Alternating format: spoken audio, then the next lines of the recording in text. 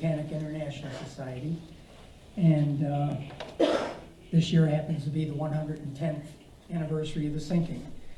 And one of the missions of the society is just to keep the story alive, keep the memory of the people that didn't make it, and also keep the memory of the people that did make it. So there's a lot of stories involved with the Titanic, okay? And we've got a couple displays here. This one here is a 1/87th scale model. Anybody that's familiar with or interested in HO model railroading, that's the scale. And the little locomotive that you see up on top of the deck, that didn't normally come with the Titanic. That's up there to give you a reference of scale. That is in the exact same scale as what the ship is. And if you've had a chance to look at the ship at all, we've got third-class people back here. We've got second-class people over here. And we've got first class a little further up. You'll notice the ladies with their umbrellas and their finery. Over in the center table is the Lego Titanic, and I got that as a surprise from my 3 boys.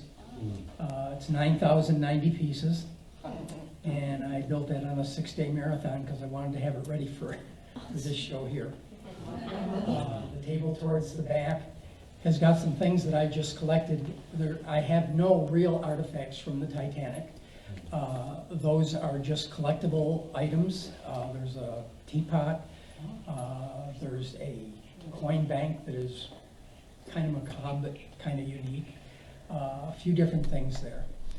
And a few of the models, other models that I built, along with this one here. The little one at the end, I tried to replicate a, painting that Ken Marshall, he's the very well-known Titanic artist. And I tried to replicate that particular scene in a shoebox. The final one over there in the blue case is the bow from that section of the model, or the remaining section of the model that I used to do that one. So I didn't want anything to go to waste. Over on this table here is just a portion of my personal library. And I thank the gentleman tonight. I've got a few new items added that I wasn't expecting, and I appreciate that very much. So basically tonight, let me start out with the story of the Titanic. Is there anybody who's not familiar with the Titanic, the story? As a quickie, maiden voyage, 1912, April 10th, left Southampton, April 14th at 11:40, strikes an iceberg, 12:20 on the April 15th, she sank. So thank you very much. It was a pleasure talking to you. That's the quick story. All right. There's more to the story. There's a lot of individual stories, and nowadays there is so much more out there on the Titanic than there has been forever, I guess. YouTube channel, if you get it at all on your television, they've got so many Titanic stories and info items on there. They also have a sinking of the Titanic in real time.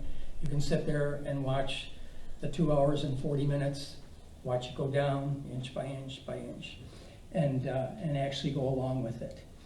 The video of the Titanic that was from Cameron's film that was brought out in December the 19th, I used to have it timed so that when I'd start the video at 11:40 on the video, it would strike the iceberg. But that's getting really kind of into it. So,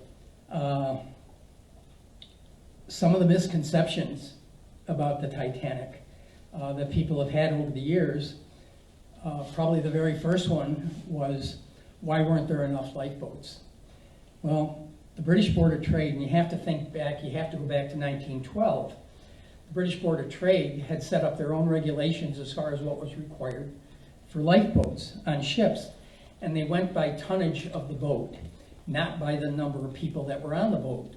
So Titanic legally carried more lifeboats than what was actually required. She had 18, what I call hard lifeboats, and she had 4 collapsibles. They're called Engelhardt collapsibles.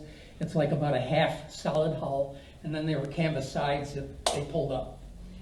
And she had 4 of those. So lifeboats in all were 20. And it certainly wasn't enough for the number of people that were on board. And one of the things that came out of the sinking of the Titanic was that legislation got changed. And now all ships are required to have lifeboats for everybody. And another unique thing about the sinking of the Titanic is that she went down on pretty much of an even keel, which means that when she went down like this. Some of our more modern day ship accidents that have occurred, and ones that I'll bring to light, are the Andrea Doria, and most notably, the Costa Concordia. In both those instances, those ships, as soon as they ran into problems, they began to list, and they listed to the point that they lost half their lifeboats. They didn't launch any of the lifeboats off of the starboard side of the Andrea Doria. They launched, very few, I'm not even sure if any, came off of the Costa Concordia on their side. And it listed so quickly that not even all the lifeboats that were available on the port side were even able to be launched. They had to slide them down the deck, or down the side of the ship, actually. And if you remember seeing the newscasts that were on there, you actually seen people crawling along the side of the hull, getting down to the lifeboats that were launched. So, and one other thing that came out of the movie that Cameron did was people said, well, if there had been more lifeboats on the Titanic, would it have made a difference? It's kind of a debatable point, because Cameron did a test with the lifeboats from his set, and he timed the actual launching of the lifeboats, and the time that it took would not have been any greater than what the Titanic was able to launch all of her boats. Had there been additional lifeboats on there, they probably wouldn't have been launched. One other way of looking at it, though, is that had there been more lifeboats, maybe more people would have gotten on.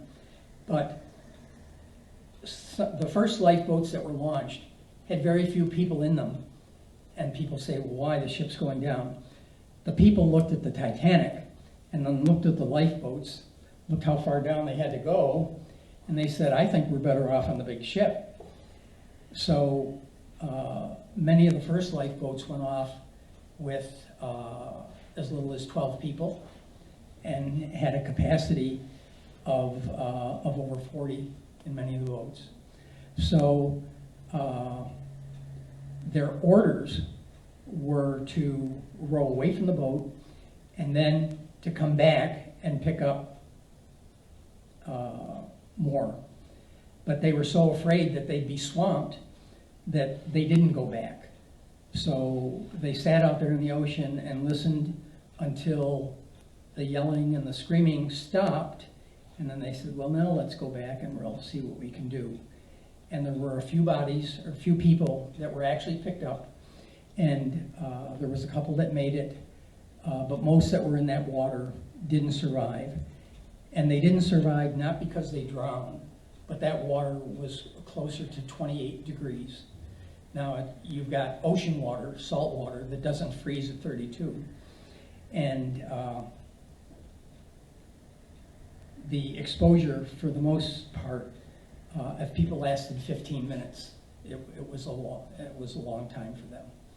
So that's where most of the water deaths came from. There wasn't anybody that really drowned, per se. People have asked, were there people still in the ship when it went down? Well, not everybody got out of the Titanic, and when it hit and it first started going down, this diagram that's in the front, can you still hear me if I don't have the mic? Mm-hmm. Okay. the way the people were situated in here, you had single gentlemen and groups of gentlemen that were in the first part of the bow. Then you went to families. Well, you had second class and first class that were in the center of the ship and higher up. And then more third class here were single women and families that ended up there. So when that ship started going down, the initial impact wiped out several people in that bow area. So they were probably dead before anything else happened, but they certainly didn't get out in time.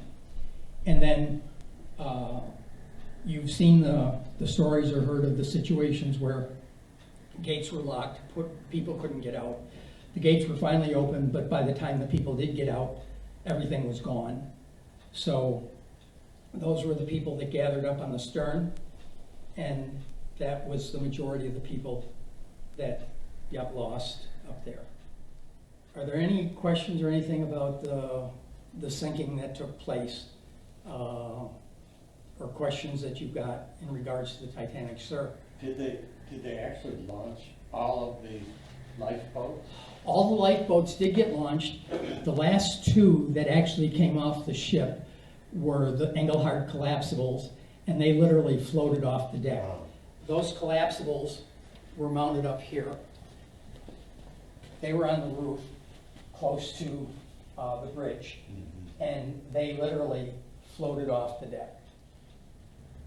Were there any other questions or points made? Sir, can you talk a little bit about Captain Smith? I'm sorry? Captain Smith? Captain Smith. There's a lot of stories about Captain Smith. They do say that he went down with the ship. There's a number of reports. Some said that he was in the water holding a baby, swam up to a lifeboat, handed the baby to them, and then swam away. Supposedly one of his last words would be British.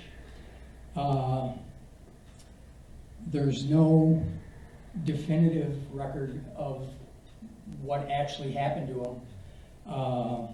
I mean, we know that he drowned, or that he was gone, but the actual circumstances, they don't have the real story. What about the orchestra? I'm sorry? What about the orchestra? The Is orchestra- that legend, or is that true? Did they keep playing? Yes, they did. They talked to the survivors afterwards, and many of the survivors mentioned the same story. There's always a question as far as what was the last tune played, and the consensus of opinion was "Nearer My God to Thee" was one. Another was called "Autumn," if I'm even pronouncing that right. It may have been "Autumn," but it was a song that was popular at that time, and yes, they did. They did play till the very end. And the depictions that you've seen in all the movies, both in Cameron's Titanic 1953 with Barbara Stanwyck, Clifton Webb, SOS Titanic, any of those where they depict the band playing, that was done because of personal accounts of actually seeing the orchestra and the people hearing them play. And as the people that were out in the lifeboats, they could hear it at that particular point. So, yeah, that was a fact. Okay. Any other questions? Yes, ma'am. Why were the gates locked? Was it? The gates were locked originally because, again, I refer back to Cameron's movie. Jack seemed to have a free run of the ship. That was not the case. Back then, class was very, very important. Third class was meant to stay third class. Second class was meant to stay second class, and first class was meant to stay first class. So the classes didn't mix. It was kind of a hard, fast rule. And the people at that time were very class conscious, and they knew their place, they knew where they were supposed to be, and they knew where they weren't supposed to be. So they did have those gates locked, and it was to prohibit the movement within the ship. There were several sections that I don't show up on this ship here, but there were actually sections where second class was prohibited from crossing over to the first class and so on, even though didn't seem to be a lot of difference between first and second class, but there was a difference. So it's the third class that will most. Yes, most of them will and the largest loss of life occurred with the third class people. The people that survived the most on the Titanic were first class women and children. Next were second class women and children. And then finally it was first class men and second class men. And then the remainder was third class, men, women, and children. So they held true to their classes. They didn't want to mix it. And the movie is kind of unique, and I've had people ask me, where's Rose buried? Well, Rose is buried in a cemetery in Hollywood, but her name is Gloria Stewart. Rose didn't exist. There wasn't a real Rose. There wasn't a real Jack. Although, in the cemetery up in Halifax, there's a grave marker with a J. Dawson on it. And people go to that marker and lay flowers and think that that's our buddy Jack. But that was actually a trimmer down in the basement of the ship. And that's the J. Dawson that's in that cemetery. Anything else? Yes, ma'am. So except for the fictional story, Yes. the depiction in the movie was fairly accurate. Yes, he tried. The main reason Cameron did the movie was he had an interest in the Titanic itself, and he wanted to dive on it.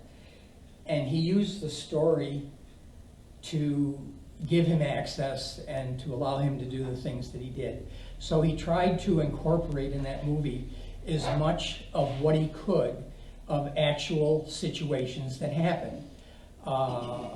There's a scene where there's a young man flipping a top or some sort of toy or something on the deck, and that was taken from an Odell family picture. That the Odells were aboard the Titanic. There's a number of incidences that he tried to utilize and tried to bring the people to the ship, but using the love story to do it. Yes? Did Gloria take his last name? I'm sorry? Did Gloria, Rose's name is Gloria? Is Rose's? You said Rose's real name was Gloria? The actress is She was- Gloria Stewart. Oh. And she played Old Rose. Mm-hmm. And again, I've had people say, do you know where Rose is buried? Is Rose a real character? Was Jack a real character? Many people believe that movie was verbatim and that was the truth. And some people have asked, Just don't know. how did Caledon Hockley finally die? Rose said it in her story. She says, stock market hit and he put a gun to his head. So, but that was all fictitious to get you into the ship. So how long did it take to build the ship? How long did it take to build the Titanic itself? It took about 3 years from start to finish to get her launched.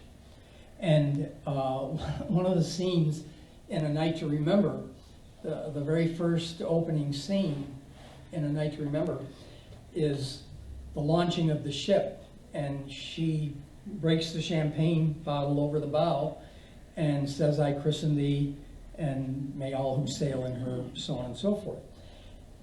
Harland and Wolff didn't christen any of their ships. Their motto was, we builds them and shoves them in.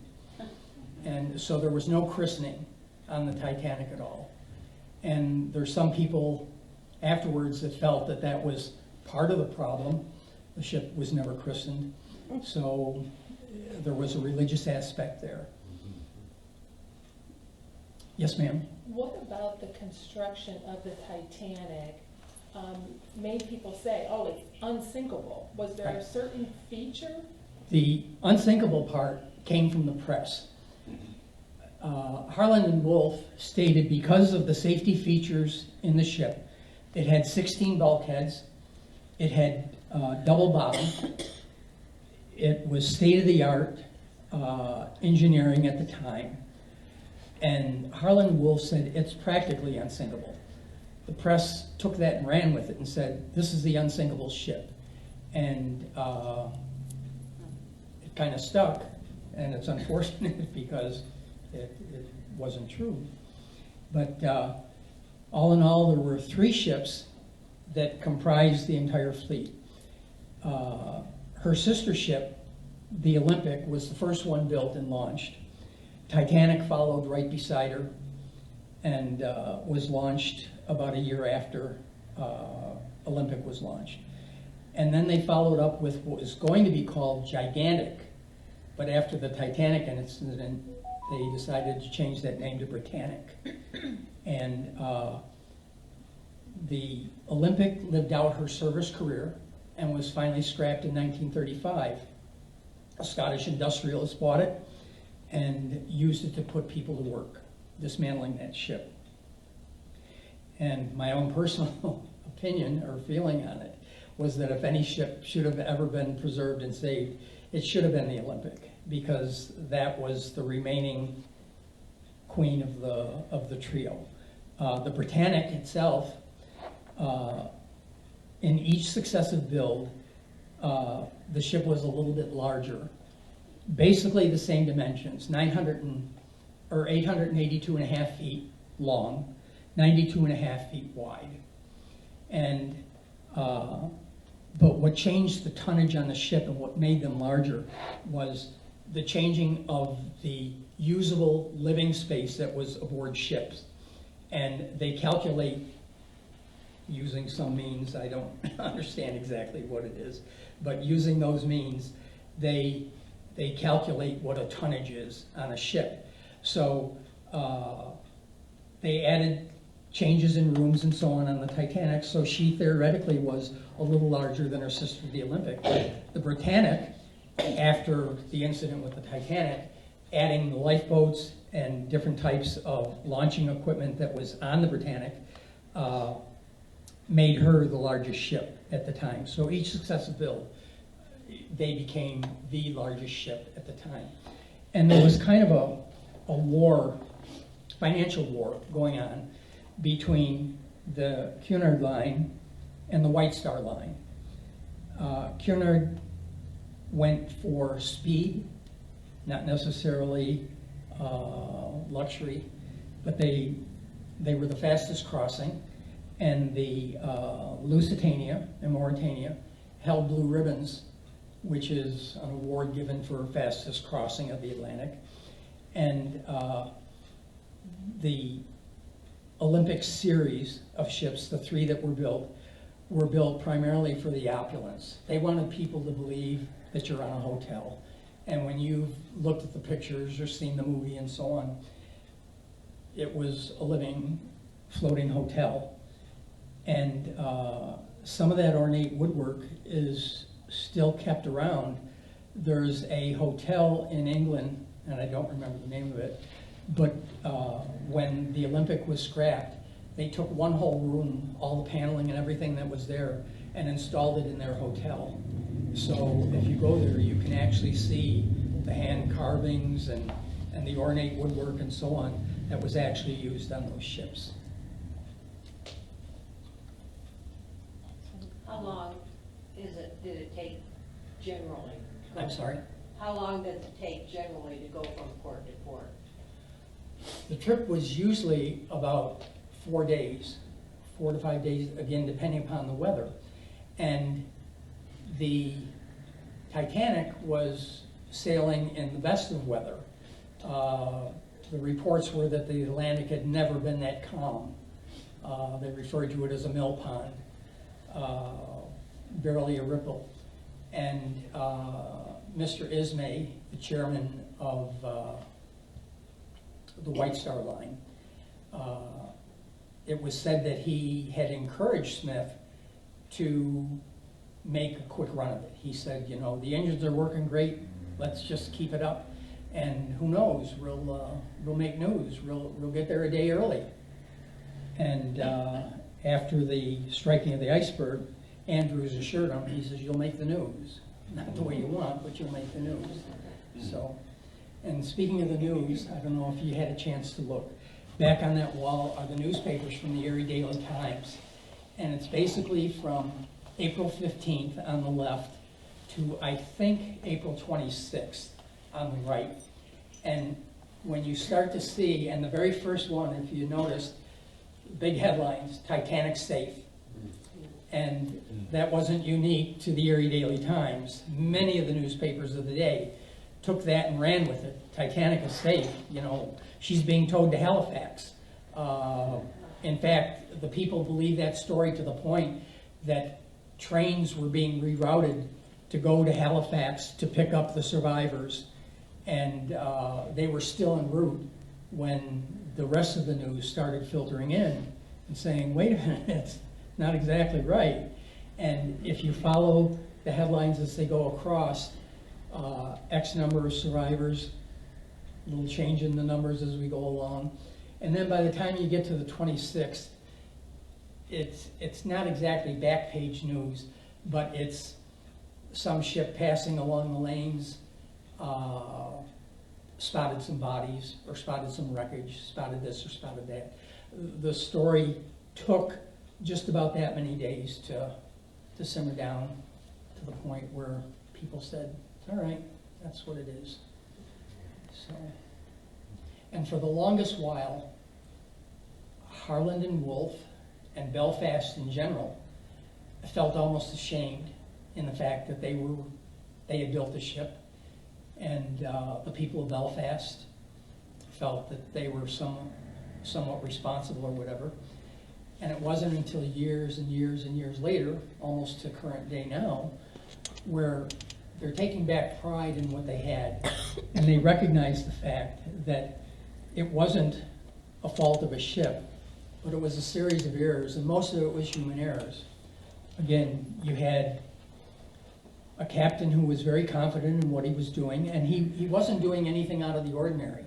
The shipping lanes at that particular time, and Smith even took a step to even drop down a little lower in his trajectory to try to stay clear of anything that he might run into. He just wasn't down far enough and didn't bank on Labrador currents producing the icebergs that they did. They say currently there are more icebergs out there now, present day, than there were at the time of the Titanic because of global warming and so on. But you don't find as much boat traffic out there, ship traffic, that you had back then. Back then, this was, again, before the airplane, before you had transatlantic flights. So the oceans were almost like a sea highway. And one of the reasons or justifications that they felt for the number of lifeboats should have been sufficient is that there should have been enough ships in the area that if you ran into a problem, you radio out, and of course the Marconi was new. They were still making up rules for it, and but you had radio traffic, you had a number of ships trafficking, and therefore help should have been around the corner, literally. Now in the case of the Titanic, we have what's called the Californian incident. And the California incident was a ship that was spotted roughly 10 miles away, they feel. And Titanic tried to, well, Titanic was in, before it hit the iceberg, Titanic was in the process of sending communications to Cape Race. And this was all money traffic. These were people with money to send messages out saying, I'm going to be home by such and such a time. Please have my train ready. Please have my car ready. Please be ready for me. Be there. And so that was the traffic they were sending. Californian had already stopped for ice. And the captain said, send a message to all the local ships. And his radio signal was so loud, because he was so close, that the radio operator on the Titanic, he's got his earmuffs on, and he says, he literally told the man, he said, shut up, I'm working Cape Race. So the radio operator on the Californian turned off his set, he was done for the night anyhow, and let it go. So one of the things that came out of the Titanic sinking is that you now have 24-hour monitoring of all radios. And of course, you now have voice. It's not just ... dash, dash, dash. It's voice communication. So communications are a lot better. But again, you don't have anywhere near the traffic that you had back then. Excuse me. Anything else that anybody want to add? Questions? Are there any questions about the model itself? Why did they do the dummy funnel? I'm sorry? Why did they do the dummy? Why did they do the funnel? dummy funnel? Was it just for? The dummy funnel, it's not really a dummy. What it meant was it wasn't a funnel that was attached to the boilers. Oh. And it actually did get used as part of a ventilation system and so on. And there was actually a picture in one of the magazines of, there was a ladder that on the inside of the funnel that went up, and there was a picture of, it was actually on the sister ship, the Olympic, but there was a head poking out of the funnel and a picture taken looking down this way. So there was access within that funnel. But the whole purpose of having 4 funnels on a ship is that a 4-funnel ship was better than a 3-funnel ship. 3-funnel ship was better than a 2-funnel, 2-funnel better than a 1. It's like you having a V8 or a V6 or a 4-banger, whatever. So it was a sense of aesthetics and a means of saying, we got a great ship here. This particular model was started in 2005. I was married for 40 years to a fine woman, and she took ill at about 1995. So we battled her illness for about 10 years. And in 2005, she passed, just shortly after our 40th anniversary.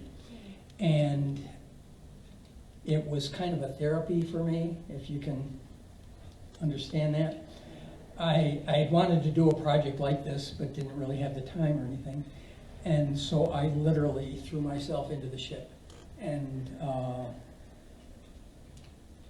passed a lot of time doing it that way. So, but it is all scratch built.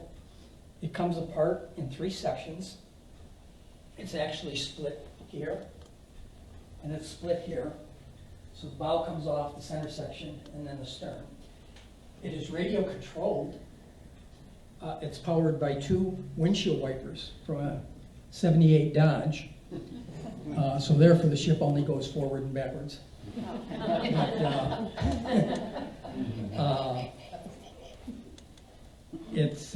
It's never been in the water in its entirety.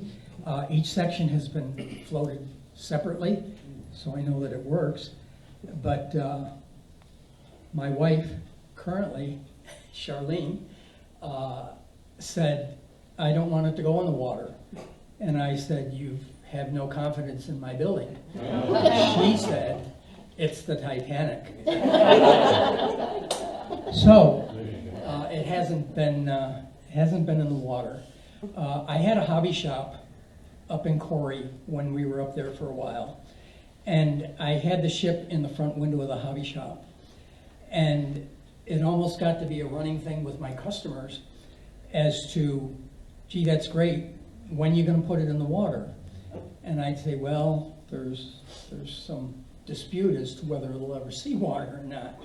And they started just taking a poll, and for the most part, it was the men who said, you built it to sail, it needs to go in the water. The women were, there's an awful lot of work, I wouldn't do it. So, it's kind of where it stayed. Excuse me. Okay. A couple other things I'd like to point out. We've talked about recovery of items on the Titanic. And there's people that are for and people that are against. The people that are against it say that it's grave robbing. And you have what's actually on the ship, and then you have what's called the debris field. The debris field is the large area around the ship and has all the things that are loose, that fell off, nothing that's actually on there. And it was kind of an understanding of all parties involved that when they started bringing relics up from the Titanic, that they would only bring up relics from the debris field. Dishes, whatever they would find, they were bringing those up. Then at one point, and not too far away from now, there was talk of wanting to go into the ship and take the Marconi radio out. They said it's a historical piece, it was the voice of the ship, and it should be salvaged. And it was shot down. They said, no, you cannot enter the ship. You're not going to, because they would have literally had to cut into the ship to get to it. And so far to this date, it's been shut down. They cannot do it. What they did do was, if you've ever seen the very early pictures that Ballard had taken when he first discovered the ship in '85, was this crow's nest, this mast came down. The mast was laying down, and there's a bell right here. And that bell was on it when Ballard found the ship. That bell now rests in a museum, and the crow's nest is totally collapsed. And nobody's been able to be held accountable for it or whatever, but I think it was something that should not have been done.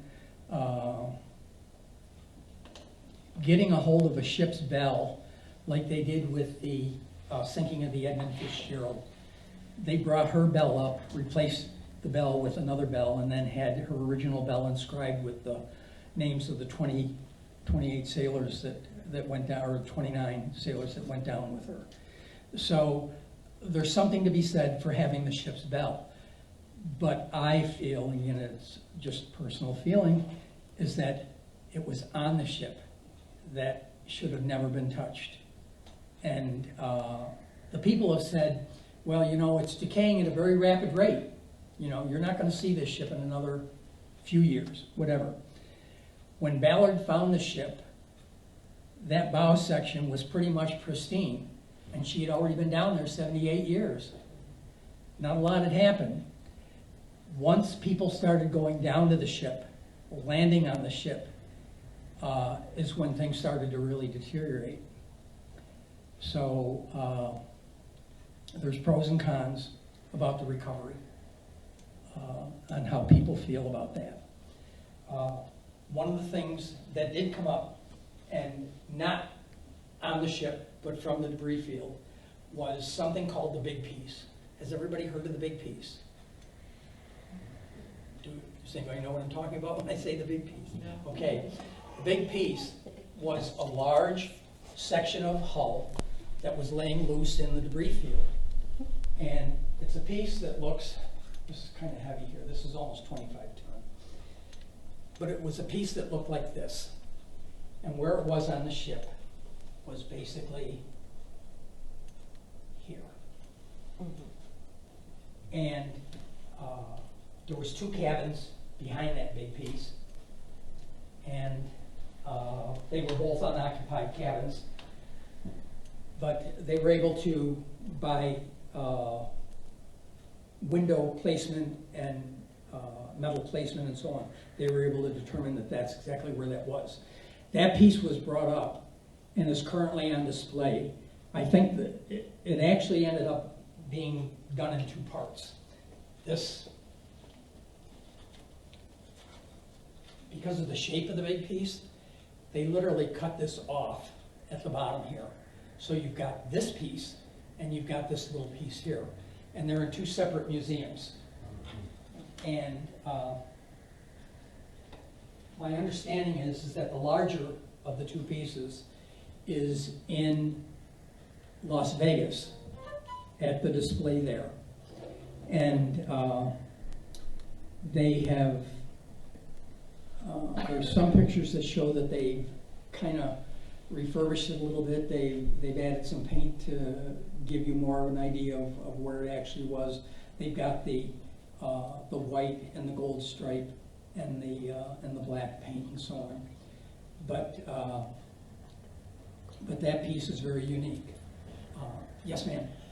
Danielle, who's watching us online, has a question. How much has been explored of the field and the actual ship? How much has been explored? Has the whole ship been explored? The whole debris I'm still having field? trouble hearing you. Oh, Danielle, who's watching online, Yes. has asked how much of the wreckage has been explored. All of the wreckage has actually been explored. The difference of condition of the 2 pieces, the bow, which breaks off about here. She angles down at this point, and she's broke in about the center. That's been explored extensively, both with remotes and various photography equipment and so on. It's the most complete portion of the ship because it was totally filled with water when she went down. The stern section, which basically comprised this back part here, due to the way that it sank, it had a lot of air in it when it went down. So you had what's referred to as implosions, not explosions, but implosions, where the water pressure just crushed things. And she came down at a quicker rate. The bow kind of broke off and planed down and went into the ocean bed. The stern kind of just came down.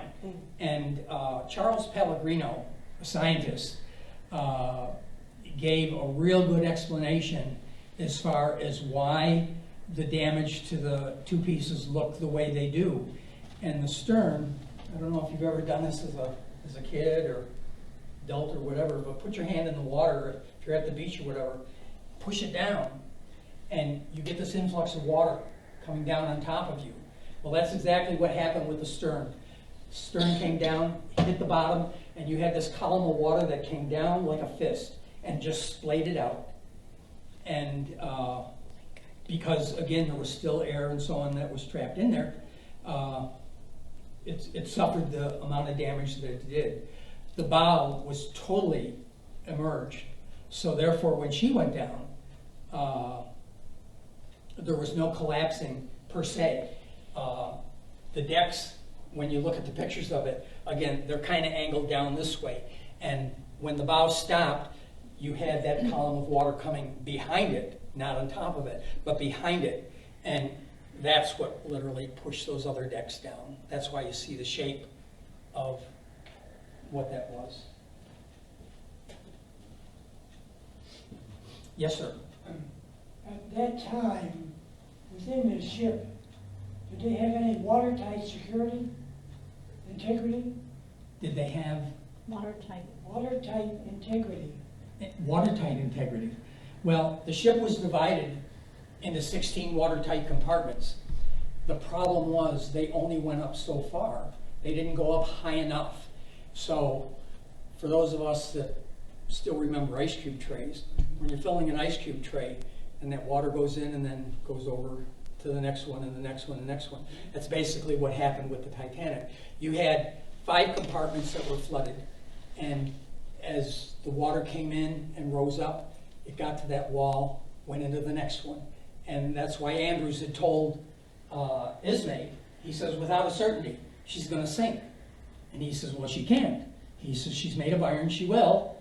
And he explained, as each compartment fills up, had it have only breached 4 compartments, she would have made it.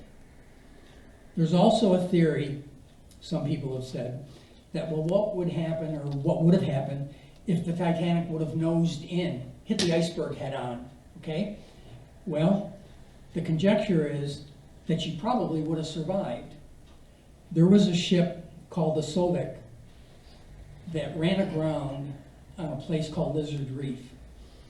And it was impaled in such a way that they couldn't get the ship off. So this also happened to be a Harlan and Wolff ship. What they ended up doing was dynamiting the bow section off of that ship and separating it.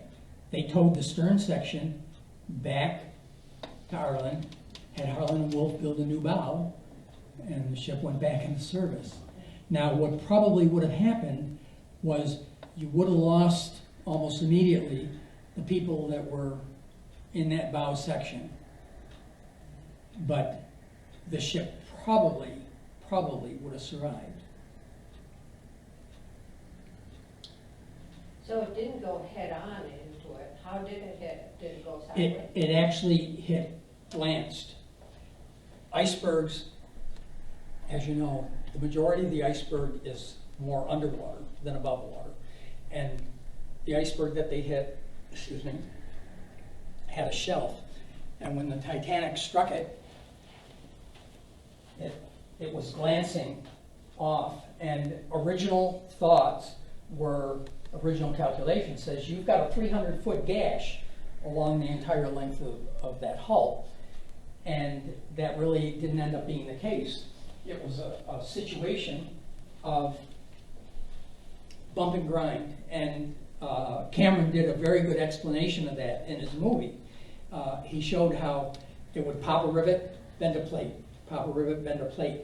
And the total square area that they had calculated that was actually letting water into the ship was probably about 12 square feet, which isn't a lot. These tiles here are 2 feet. So you've got 2, 4, 6, 7, 8, 9, 10, 11, 12, probably like 6 tiles worth of literal opening. But again, spread out over the bumps and grinds that it did. So that's what really brought her down.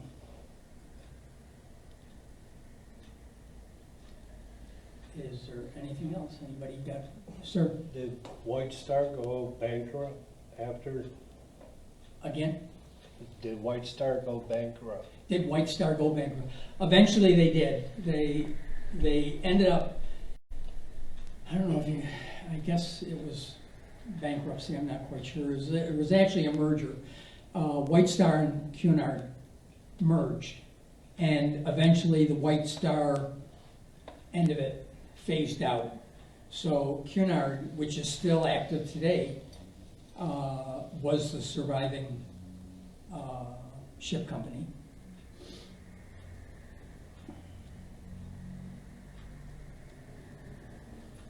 Yes?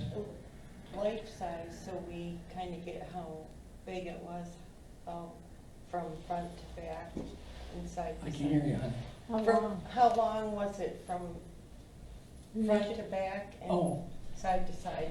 okay, the ship was actually 882 and a half feet long, 92 and a half feet wide.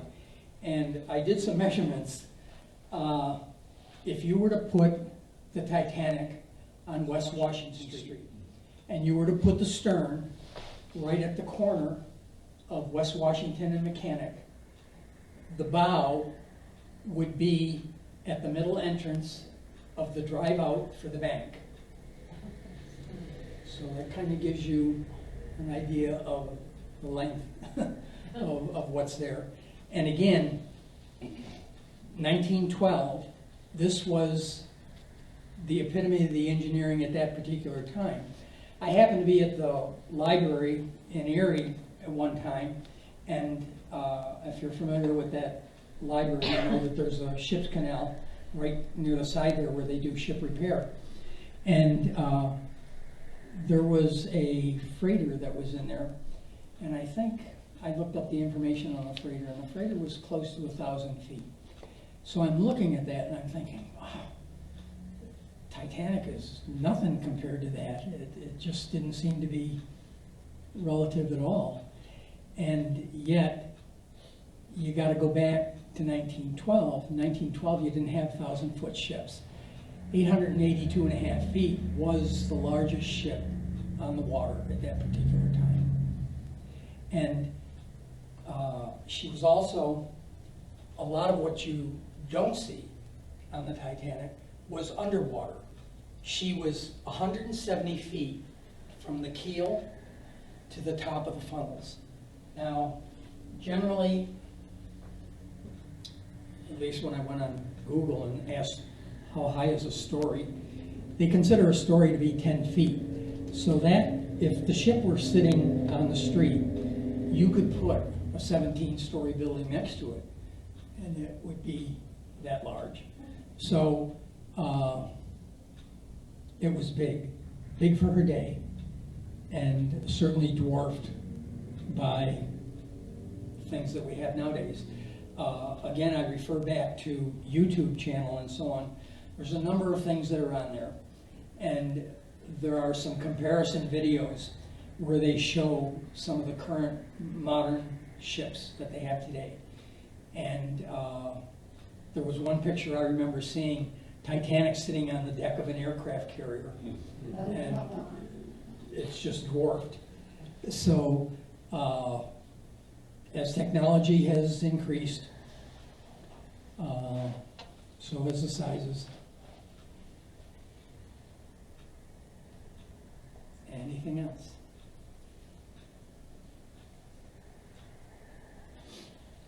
Yes, ma'am. We're all familiar with the story of the Titanic, but as we get older, I know my memory is Sure. not what it used to be. Now, you had alluded to, some of the human errors that took place. Can you refresh our memories with those in sequence? Like, what happened that led to, the sideswiping the iceberg and... I'm not quite Okay. sure I'm understanding your Yeah. question. Can you recap for us? Okay. Refresh our memory. Okay. What were the human errors that Okay. took What were the place? human errors? Yeah. All right. Well, there was a number of things that you can call them errors as a hindsight. The ship was going 22.5 knots, which was almost full bore. And people were saying, well, he'd received ice warnings and he should have slowed down. Smith had made this trip many, many times, a lot of different ships, primarily the Olympic, and he felt confident in what he was doing and how he was running that ship. And what he said that evening, just before he retired, he said, if it becomes at all doubtful, just give me a call. And they called him as soon as they hit the iceberg. And so the question came up, was he going too fast? Not according to standard operating procedure, he wasn't. But again, on hindsight, yes, he certainly was. Okay. The other thing was not enough lifeboats. Had they had more lifeboats, would it have made a difference? Like we pointed out earlier, all the boats got launched. Cameron had timed it out, saying that if there had been more lifeboats, they probably would not have been able to launch any more than what actually got off. But would more people have gotten into the lifeboats? We think probably they would have. And again, that's a probably. You don't know. People were hesitant to get into those boats in the beginning. And when you leave a lifeboat with something like 12 people in it that's capable of handling closer to 65 people, it's really, you know, that's a mistake, okay? The sighting of the iceberg itself, the lookout, Fred Fleet, didn't have binoculars. The gentleman that had the key to the binocular case had left that ship the morning of April 10th. He was being replaced by another officer. And he inadvertently had taken those keys with him. So they didn't have binoculars up in the crow's nest. Now, the question has come up, would they have seen the iceberg sooner if they had had their binoculars? They've had Navy men say he wouldn't have seen it any sooner because with binoculars, it literally closes your field of vision. It magnifies things, it shows things up closer, but it closes up your field of vision. So unless they were looking directly at that iceberg, they could have been looking over here and still not seen it. There's also been some atmospheric studies that they did, and they came up with this hypothesis that much like a mirage in the desert, where you look off and you think there's water there and you get up there and there isn't, or you're driving on a hot road and it looks like you're going to drive through a puddle, but by the time you get up there, it's dissipated, okay? Well, they did a thing where they said because of the temperature of the water, the temperature of the air, they felt that there was a situation, they had a name for it and I don't remember exactly what it was, but it was a cause of visual distortion caused by the variances in the temperatures. And what they're saying is that they didn't see the iceberg well beyond where they should have been because of this temperature inversion. So by the time they actually did see it, it was like, oh, the water's gone away. That's at the point that they seen it. And they only had seconds. It was like 13 seconds from the time he said iceberg dead ahead to the time that they were able to react. The other thing that happened was they put the ship in reverse. As soon as they realized what was going to happen, they said, reverse the engines, and they were going to do what's called porting around the iceberg. Well, that was a mistake, although under the duress of what was going on, it was the decision that was made. But he actually slowed the ship down in its ability to turn. You've got a rudder on the back here that is dependent upon water flowing over it.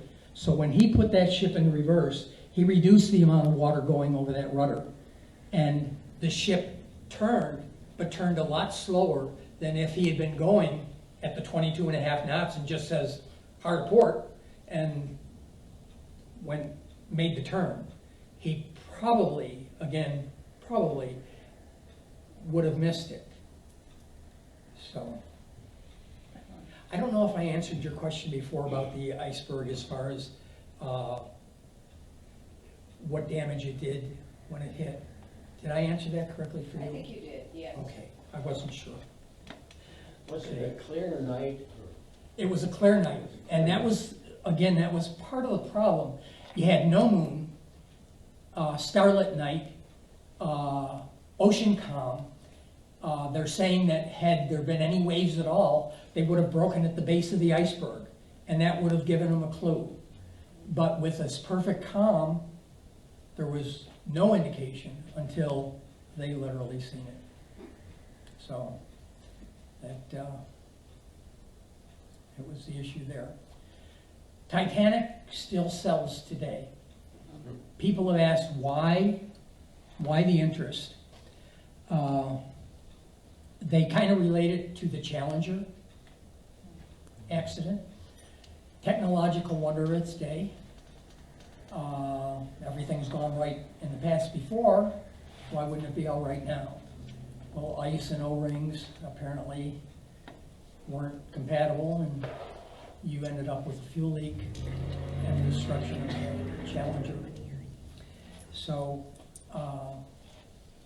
but people seem to be fascinated with history and things that are a little bit out of the norm.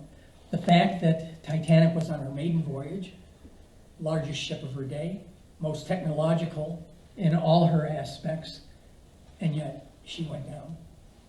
So, I but, think the, I'm sorry? Well, I think just the name itself Yes, has always had a sort of romantic sure, lure for me. yeah. If it had been called Rosebud, I'd probably. All right. As far as Titanic selling, these are what I call rag sheets. Titanic survivor found on iceberg. This is dated October 23rd, 1990. She thinks it's April 15th, 1912, and her dress is still wet. The article goes on to say that they took her to a hospital in Finland, and a Dr. So-and-so is taking care of her.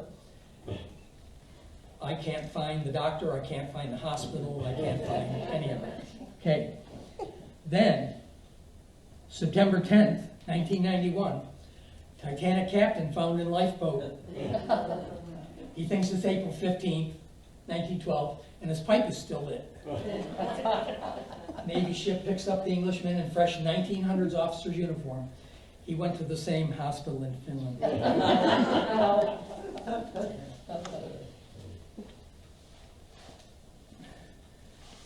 This one here, the title page is Shark Eats Teen and His Boat, but there's got to be a Titanic article in here somewhere, and I don't remember what it was. Oh, here we go. The Titanic actually services. 80 years after it sank in the North Atlantic, it came up. 13 survivors were picked up, still in their doomed old ship's life jackets. So, I think they're probably informed. Then we have Titanic baby found alive. She's dressed in 1912 clothes and crying for her mother. Sailors find infant girl floating in an old life preserver. Who buys these things? I do. Titanic sells. Final one I've got. Titanic corpse raised. Passenger list says she's 33-year-old Annie Meek. That name is for real. She was a literal passenger. But I don't think, it says she pulled the surface looking just like she did at April 15th. She wasn't a good looking lady. I'm trying to think of just a couple other maybe interesting stories that occurred with the Titanic.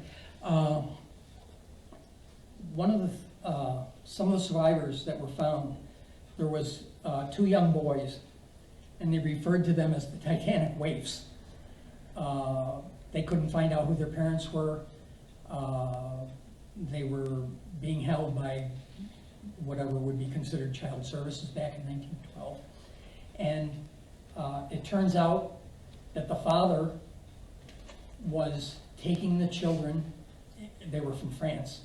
The father was taking the children and bringing them to America. He was basically kidnapping them. The mother, seeing the pictures of the children on the news, or heard about it from the news, because I don't remember if we had TV back then or not. I don't think we did. But the mother heard about it, and White Star brought her over, and she recovered her 2 children. They were called, their real names were called the Navratil twins, and 2 young boys. And they survived. The father did not. The story about Mr. and Mrs. Strauss was also based on fact. He was co-owner of Macy's department store, and they offered him, well, they wanted her to get on the lifeboat, She said, only if my husband will follow. He says, I'm not going before any women or children. And she said, well, if you're not going, I'm not going either. We've been together this long, we'll go together. And that was all based on fact. People swear they heard the conversations. Ben Guggenheim, who was a millionaire in his own right, was traveling with his mistress, Madame Aubert, and the wife was back home with the kids. And he got dressed in his finest, in his tuxedo, with his manservant, and said, you can tell my wife I went down as a gentleman. And he did not survive. John Jacob Astor, who was the richest man aboard the ship, his body was found. They identified him by a ring and by the amount of money that was in his pocket, a couple $1,000 or something that was in his pocket at that time. Molly Brown. Molly Brown. I'm sorry? Say that, Unsinkable Molly Brown. Oh, Molly Brown, the unsinkable Molly Brown, played by Debbie Reynolds. And she was, quote, new money. Her husband had struck I heard it was a gold mine, but I also heard it was a silver mine. But anyways, their money came from that. And she was not welcomed by society initially. Again, something having to do with new money puts you in a different category or something like that. But after her incident with the Titanic, she became a celebrity in her own right. She had medals cast for the crew of the Carpathia, that was the rescue ship, and she presented Captain Rostrum with some sort of, I guess you call it a loving cup or something, but a cup type of trophy and so on. So she was very instrumental in that, recognizing those people. Wasn't she involved in another shipwreck? I'm sorry? Wasn't she involved in another shipwreck? Molly? Yeah. I thought I heard a story that Not- she had been involved in. Not that I remember. That she survived. Oh, here's kind of an interesting one.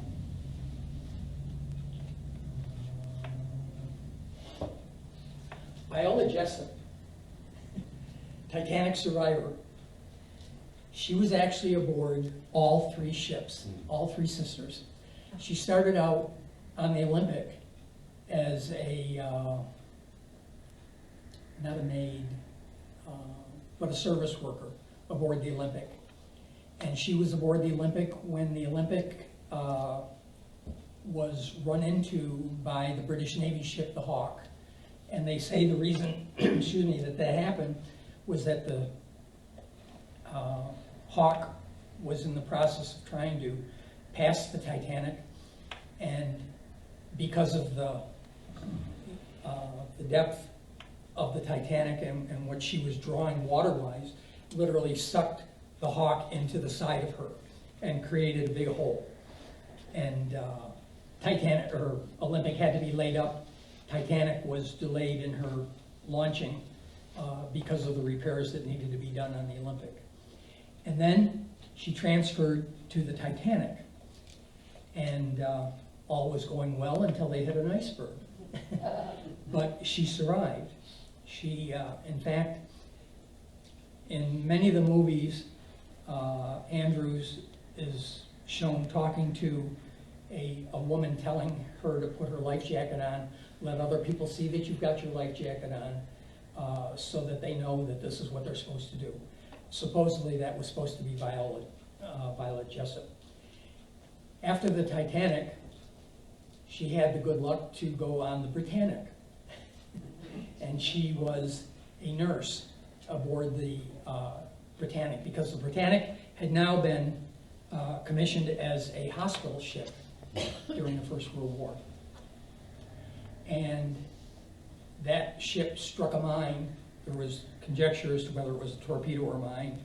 Most people say that it was a mine. Struck the mine in the Aegean Sea, and the ship went down faster than the Titanic. And she survived that also. She was put into a lifeboat, and the lifeboat was launched, and the captain was still trying to beach the ship. He was hoping that he'd be able to get her into some shallower water. And in the process, the props were still driving. Violet was in that lifeboat, and it was being sucked right into the propellers. She ended up jumping out in time. The lifeboat got chomped, and but she made it. So 3 ships. Yeah. I think she'd give it up. I